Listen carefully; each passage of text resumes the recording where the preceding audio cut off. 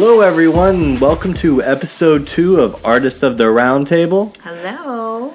We are back. We're going to talk about our business and how we got started, how we got into the photography industry, and how it all began for me and Karen. Our story. That's going to be the title of this episode. Is just our story. It's a pretty long, deep adventure, many ups and downs. For sure. It's exciting. It's exciting and fun, but this will probably be one of the longer podcasts that we have because I firmly believe that you can't really know where you're headed unless if you have been able to realize where you've been. So part of our story is hopefully going to encourage a lot of new artists out there, or even existing artists, just so that you know everybody goes through struggles, but you can absolutely overcome them and be successful. You can start from anywhere and build something. It doesn't matter where you came from.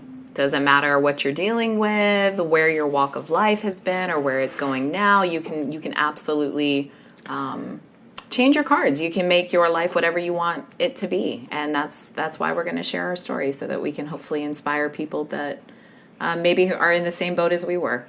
So we'll start, challenges and ups and downs. First, we'll start. We met, me and Karen. We've been together. This is 15 years of marriage. In August, yeah, 15 years. But we've actually been together since we were 16. So that's almost 17 years. Yeah, over half our life. Yeah, we've spent more time together than we have apart, which I think is really beautiful. But we've known each other longer than that. She probably didn't like me at first. I don't think you liked me very much. I didn't, but it was only because you just kind of exuded this cockiness that... Confidence? It was confidence looking back at it now, but when I was younger, it just seemed cocky, not confidence. It seemed cocky. I thought you were cocky too.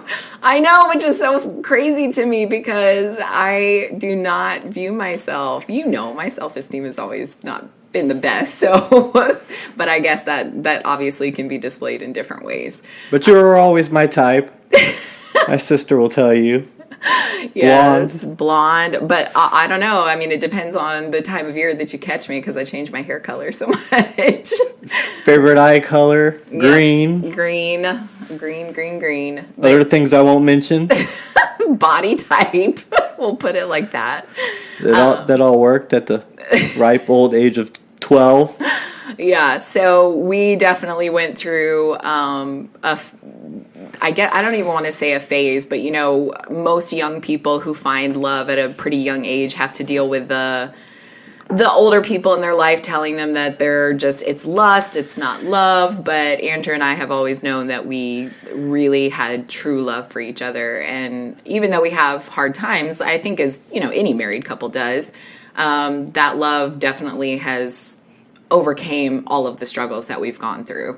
And it's been real. It's always been real. So we have a lot of pride in the fact that we have been able to overcome so many obstacles together and show that what we had was true love.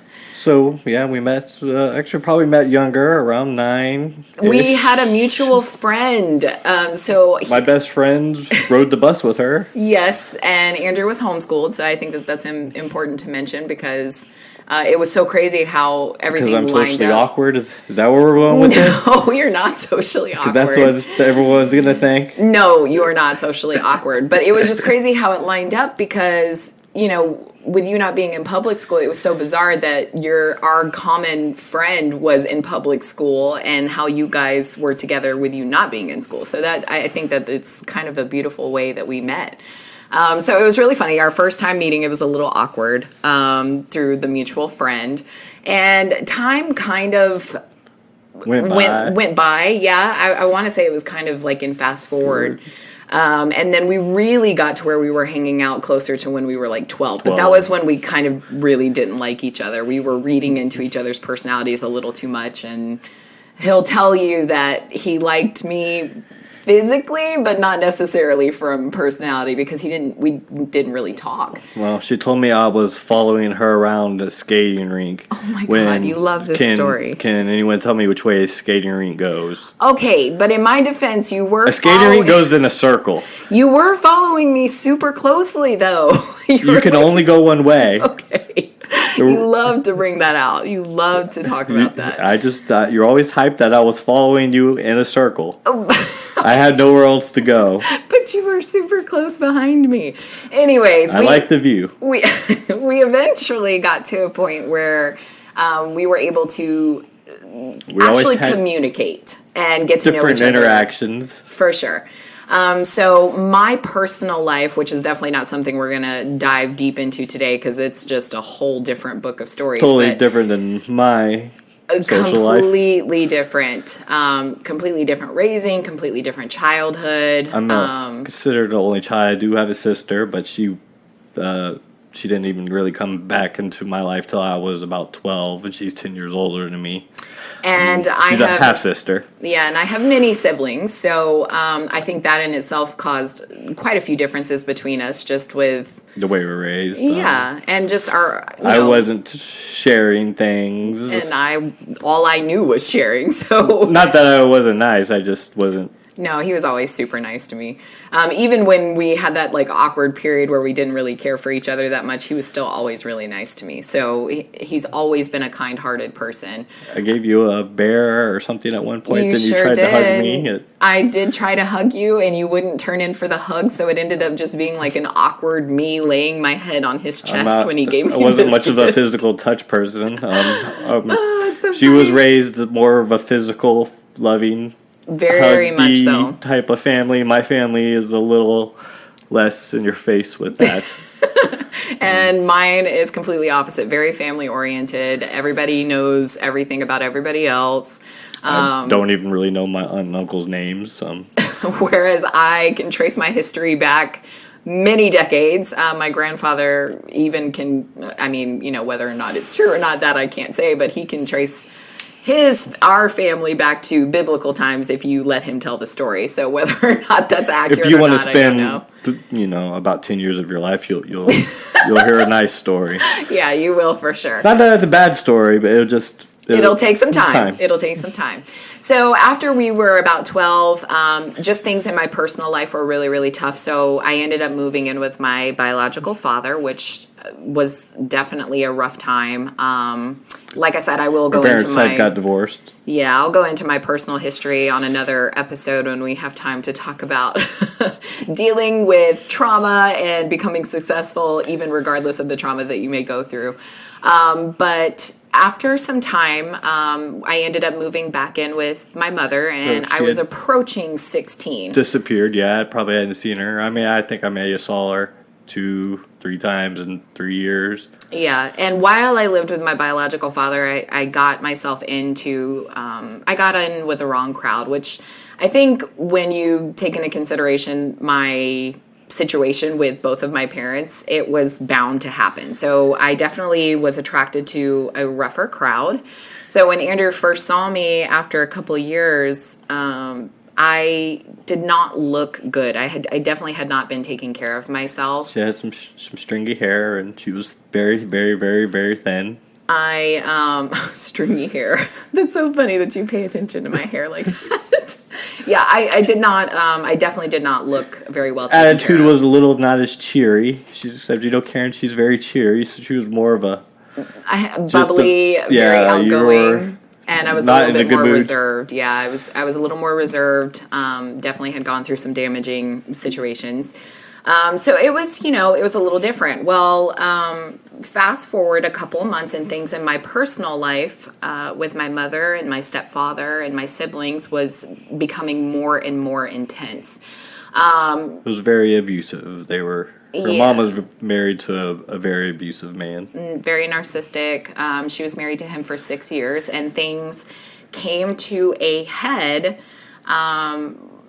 about the summer that I turned 16, maybe June. My birthday's in July, so June. My birthday's in September. She's my cougar, as I like to call her. Oh my gosh. He promised me. So I had such a hang up Well, I'll get there.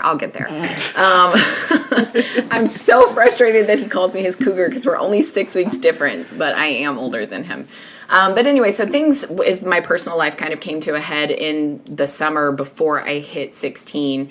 And I physically had to tell my mom we had to leave the situation that we were in, which was, I was used to having to kind of coach my mom in how to manage situations because my mother is a very calm, like Andrew said, she was married to a very narcissistic man. Even my biological father was not the best. So just not attentive. He just didn't care. He just, your biological father. Right, yeah. So things really started to escalate that summer, and I remember telling my mom, I was like, Mom, we have got to leave this house or something bad's going to happen. And so we packed a garbage bag full of our stuff, and we made a plan. Because how many siblings you have? Yes. So, I have one older half sibling, and I really hate the word half because to me they're still family. They're family. They're my sisters. I call my sister. She's my half sister. I still call her my sister, but the 10-year age difference and people get confused. Right. But they're always sister. Just family. Yeah, the same as it would be if they were your, I guess, quote unquote full sibling.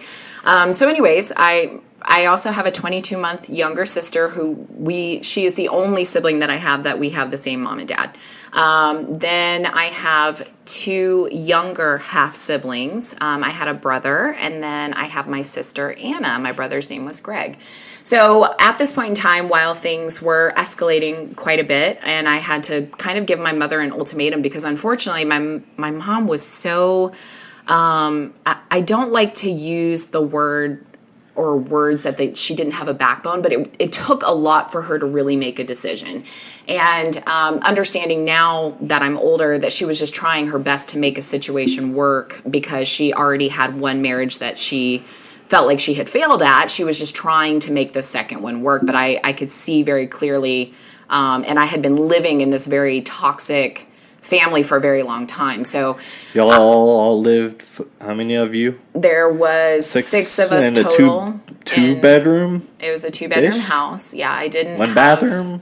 Yeah, it was 1 bathroom. I mean, you walk in and barely, there was nothing there. Yeah, which I never really needed a lot, but I didn't, especially when my siblings were born, I did not have my own room. I had 2 drawers in a Chester drawer that had my personal belongings. Again, that's opposite of me. I had my own room. Yeah, plenty of space. I, had a TV in my room. He had a whole barn that was filled with these cool, arcade toys, and I just remember being like, "Man, he's got it all."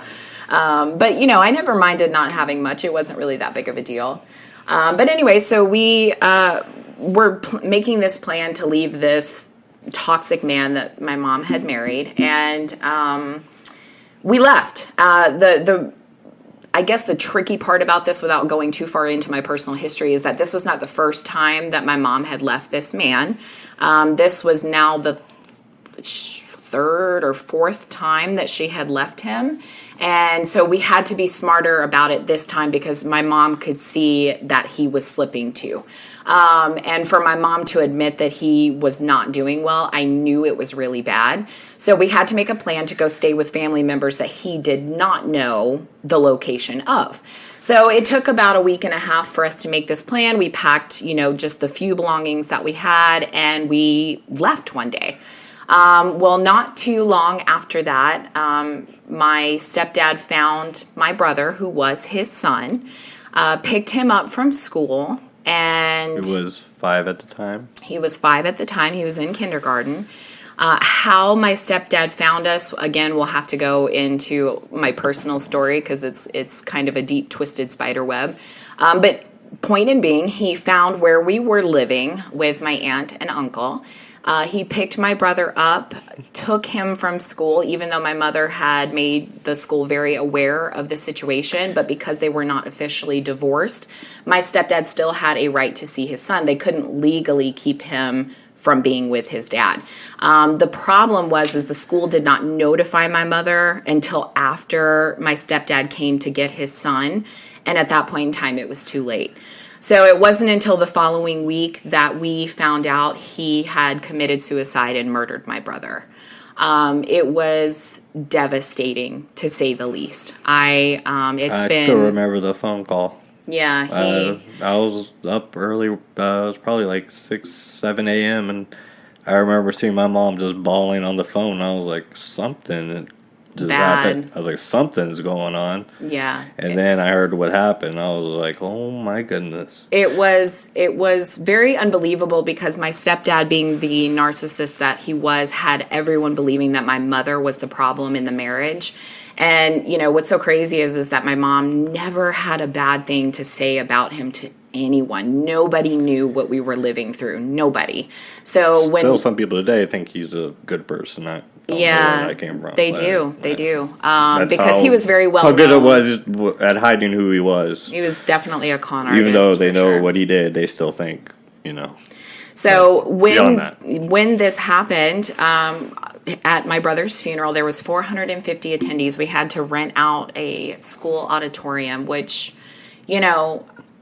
I was moved by the love, but really it was such a horrendous act that it stopped time for a little while. Nobody could believe what happened. So this is where Andrew kind of came back into my life, and he saw each other again at the funeral. At the funeral, and so he was a little bit awkward. He was a little awkward. I'm not good with sad situations and being the supportive. I don't know. Well, you're super supportive. You've always been supportive. I think it was just, what you said to me specifically was you didn't know what to say. You didn't know what to say. And I think my response to you was, you don't have to say anything. Just being here for me is what's most important. So after that, we go to my grandmother's house, and, everybody's there just supporting my mom, supporting our family.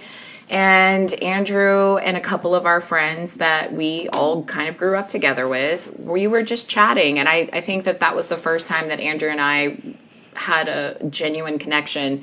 He likes to talk about the fact that I shared a drink with him that day, and it made all of the other friends really mad at him. It did. They were really mad. Because I shared a drink with him instead of sharing a drink with anybody else. But Andrew's always made me comfortable. I felt like I could be myself around him, which was very, very rare for me. I always felt like I had to be somebody else around most people, around everyone really, except for Andrew. So what ended up happening because of that situation, my stepdad had left my mother with over $250,000 worth of debt to try to consolidate. My stepdad was definitely not a dumb person by any means. So he was very smart with finances. He was I shouldn't say smart with finances. He was not smart with finances, but he was smart with how to get things. Money. Yes. You could get money, you could just couldn't. He didn't pay anything. But he was smart in the fact that he attached my mother's name to. And he didn't leave her with anything. He left her with literally nothing. We had to sell all of our belongings to try to recoup my mother's credit because, once her credit score was damaged, that left us with no home. That left us with nothing. And the house that this happened at, it happened to be closer to where I live because her family is about an hour and a half north. So my house is probably 10 minutes from. And the house that Andrew and I have today is literally like 8 minutes away from the house that this all happened in. So fortunately, through therapy and with my amazing husband, I've understood and been able to work through my grieving process about my brother. It's not easy at all. Sometimes it's really difficult, but I have an amazing support system. So I'm okay that we live as close to that house as we do. And believe it or not, I do have a lot of fond memories there. So I try to focus on the positive rather than the negative. So what ended up happening? Even I wasn't aware. I guess our parents made something with your mom for y'all to come live with us. They did. I have a grandma that she would spend the winters with my aunt in Florida. So she actually had a full basement apartment that was completely open during this time. Full kitchen. plenty of room down there. And Andrew's heart comes from his parents. His parents are truly very giving people.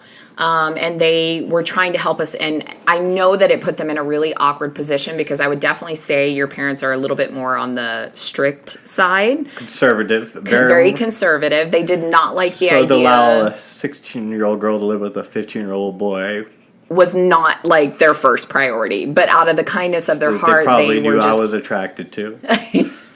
They were definitely trying to be nice and help us. When it came to giving us a place to stay, because we really were. We were homeless. We didn't have anywhere to go.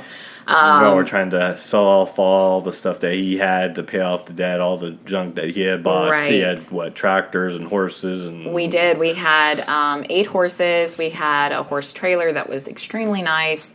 Land. And we had almost 17, well, it was 17.25, almost 18 acres. We had... He would always get a brand new truck every couple of years. So he had a brand new Ford I think it was F-350, I want to say. So all of these items had to be sold off to kind of help my mom consolidate this debt that was attached to her name too. So the original plan was 2 weeks. Yeah, so the idea was for us to stay with Andrew's family in the basement. That was initially a nice little apartment down there just for 2 weeks while my mom handled all of these, bigger deals. Let's be real, none of that's going to get fixed in 2 weeks. Well, we had no idea. I mean, and I don't think anybody had any idea how deep all of this, anytime you lose anybody in death, there's so much that you have to consider. But this is the first time we had been hit with something so tragic that had so many spider webs of stuff that needed to be consolidated that it obviously was going to take more than 2 weeks, but we had no idea how to judge that. So sure enough, we moved in with Andrew's family. They were so kind and generous in giving us a place to stay. We obviously didn't want to stay in the house where the incident happened, but we had to go there every day to try to, clean it up and get things ready to sell. And we had a German Shepherd dog. His name was Buddy. It was really hard because, anytime you're going through some really tough trials and you have an animal, you develop a relationship with that animal. Well, we couldn't be with Buddy for the first couple of weeks. We had to be separated from him. So once we moved in with Andrew, we were able to keep Buddy at the house, and we were able to see him every day, which was super amazing because that dog was just my saving grace. I cannot talk about him enough. I love that dog. So anyways, we moved in, and it was almost like a sigh of relief when I saw Andrew at the door. And I just had gone through so much. I had hair that was down to my back, and I cut it all off. The first words were, "Don't fall in love with me." That is not true. That was not my first words to you. I think that was one of the first words. But the problem was that all of my other guy friends, people that I thought were my friends, it was like as soon as this tragedy happened, they tried to become a boyfriend. And so I was just so guarded and so messed up. Not to mention all of the things that I went through while I was living with my biological father, and all of the relationships that I had there really just had me in a terrible headspace. So Andrew swears that I said to him not to fall in love with me. You had a guy that was a slight stalker. That's so mean. I don't remember saying that to him, but if I did, I can understand where that was coming from because you had I a genuinely... mixtape from who was the band again? 3 Doors Down. Yeah, he made you a nice three Doors Down mixtape. Anyways, so I really just wanted a friend. It did work. Oh, Andrew. I really just wanted a friend. So I was trying to just find anybody that I could just be myself with because I had never felt so alone in all of my life. So we moved in. And I really wanted to actually be our friend because... He did. He was so kind to me. So over the next 9 months is really where our relationship kind of began. But we just started off... No, it was not 2 weeks. It ended up being 9 months. And we became best friends. He talked to me and he allowed me to actually be myself. I didn't have to be somebody else to be around him. And actually, I was in college at this point. I graduated early. He's so smart. School, all that. He's so smart. No, he graduated from homeschool early. He got into college at 16. He was on track to become a radiologist. Andrew's just an extremely smart person. Completely different from me. I was very goal oriented, but when it came to school, obviously I got pulled out of school and I homeschooled for the last couple of years of high school. But I stretched it out because I was not driven with school. I was driven by working and feeling like I was contributing to my family. So that was kind of what had me motivated. But I would say after maybe 3 or 4 months, because we hung out every day. We hung out every night till my father would 11:03. It was 11:03. Sing us a wonderful bedtime song. Oh yeah, it drove me nuts. Good night, farewell, every night. And Andrew and I would always like sneak to the kitchen so that we could have a conversation instead of watching TV with his parents. And like I said, his parents were very conservative, very strict, so they did not let us ever really have time to communicate on our own. So we would always just try to find moments in the day where we could just talk and just be around each other and get to know each other a little bit better. So after months of doing that, what I appreciated about Andrew so much was the fact that he left signs that he was interested in me, but he never pushed his emotions on me like everybody else in my past had. And that made me fall in love with him, I think, even more than he realized at the time, because I appreciated that he gave me my space and he let me make the moves when I needed to. So like, and I ask him even now because I was like, I'm not even really sure when exactly was it that you fell in love with me, because, you know, he let me always make the first move. So the first like interaction that we had as boyfriend and girlfriend was in a Blockbuster, if that tells you how old we were. I grabbed his hand to hold his hand while we were in Blockbuster. This is when we actually it's what we call this was our date day. Friday. Friday was always our date day because I was off school. Yep, and we would get to spend, all day together and with no interruptions. My mom was the only one there, and your baby sister. Yeah, so she was our babysitter. Yeah, she was. So we were babysitting by the babysitter. Right. And we would take her to the park and we would just do stuff together all day on Friday. And that's really where we were able to develop more of a relationship. So Blockbuster was the first time that I made an initiative with Andrew to show him that I was really into him. And the first time that he says that he really fell in love with me, there was a big storm that came in and the house lost power. Mm-hmm. But tell him exactly what it was that made you realize that you were in love with me. It was you bit my hand. So I bit his hand. Like I grabbed his hand and I bit his forefinger. And I'm not sure why that's the moment that he decided that was the moment he knew he couldn't live without me. For me, it was actually a little bit sooner than that. My sister helped me because my head was such a mess. And I remember telling her, I was like, Rachel, because at the time I was talking to another guy. Again, I thought he was my friend, but he made it clear he didn't want to be friends. And I remember having a conversation with my sister, and I was like, I just don't mesh with his personality. And went to the party without me. I did go to a Super Bowl party without Andrew, but it wasn't my fault. They didn't invite you because your parents kind of were known to hover. I had school anyway, so I didn't know what to do. Okay. I was going to go. Okay. Well, anyways, while I was there, I just was not comfortable. I was not in my own skin at this party. Even though I was surrounded by friends, I always felt like I had to please everybody around me. So my sister was like, well, Karen, when you were at that party, who were you thinking about? And I said, I was thinking about Andrew the whole time. And she says, well, that's your answer. That's who you care about.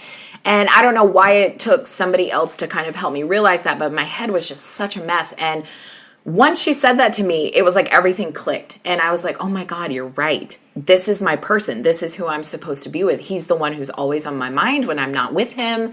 Even when I am with him, I'm thinking about more time with him. Like, when am I going to get the next time with him? So everything became very clear after that. And he's been my person ever since. So after that, I was subtly letting him know that I was into him, and he both would did little things. He did so many things for me that it just showed that he was listening to me. So, like, one of the things that happened before my brother was killed was he read a book. I don't remember the title, but it was basically digging a hole to China and getting to spend time in China. So my brother and I, there's pictures of us where I'm digging a hole with him because I was like, you know what? We're going to go to China together, buddy. And Andrew, after Greg was killed and after we moved in, I told him the story and I was having a hard time sleeping. I've always had a hard time sleeping. I asked him, I said, Andrew, do you have any stuffed animals? Because I'm not used to being in a big bed by myself. I don't have any siblings with me. Nobody's like on me. I don't have a dog in here. Do you have any stuffed animals? And he says, I'm a grown man. I don't have stuffed animals at the age of 16. And I was like, oh, well, shoot, maybe I can use pillows. Well, that week, he told me that Friday, that evening before we went to bed, he said, just check under your nightstand table. I left something for you. And I go up there and I'm like, oh my God, what did he leave for me? Well, it was a stuffed animal and it was a panda bear. And in the note, he said to me, this is just a reminder that one day you'll get to take your brother to China. And he's had my heart 100% ever since then. He just did stuff like that for me all the time. Just from listening to me and hearing the things that I needed, he took initiative to take that pain away, whatever it was, or try to fix whatever problem I had. He's always been that one to fix issues that I struggled with. So that kind of definitely jump-started our relationship, and I want to say that that's kind of all she wrote, but it's definitely not the end of our story by any means.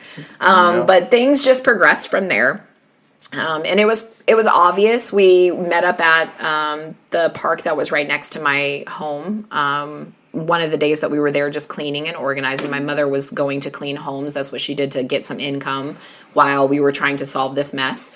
And Andrew was like, hey, we can meet up at the park. And I said, that's great. I'll come. I took my dog with me. Well, one of his friend's moms spotted us making out at the park. And of course, as any good mother would do, she told my husband's parents. Because this time we had been making out a little bit and... Yeah, we definitely were like into each other for sure. But kissing was as far as it had ever gone. And then, after you kiss each other, you start getting to that point of making out and, things just progress. So we were making out at the park. We had no fear of being seen, which we should have probably been a little more cautious, but we weren't. At that point, we just didn't care. We didn't care. We loved each other and we didn't care who knew. So, but anyways, that kind of obviously caused some friction in the house because the parents were like immediately putting things on lockdown. They said, no more associating with Karen. You need to be with somebody when you're around her, and they just kind of shut it down. Karen broke up with me. And I never broke up with you. I was told you broke up with me. Okay, yeah, you were told by your friend that I broke up with you. You stopped talking to me that very day, and then you you said, I just was known that you broke up with me. So his friend did talk to me, and I said... I got a 56.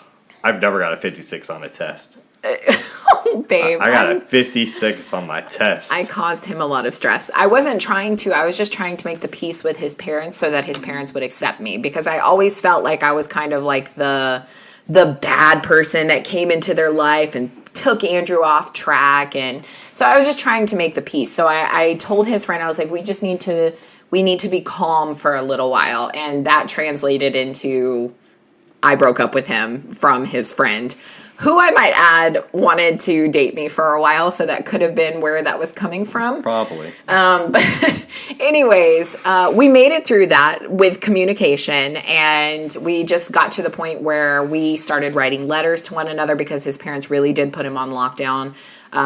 It was very difficult to have any time with him at all. So I was brokenhearted. He was brokenhearted. And we got to a point where we started leaving letters in a hidden place in their house for each other. That was the way that we communicated. And then it got to a point where they physically couldn't keep us apart from each other anymore. So they kind of told my mom, this situation's just not working out. And my mom ended up staying with another friend for about a month before we moved into the house that was about an hour and a half away. Yeah. To be continued in part 2.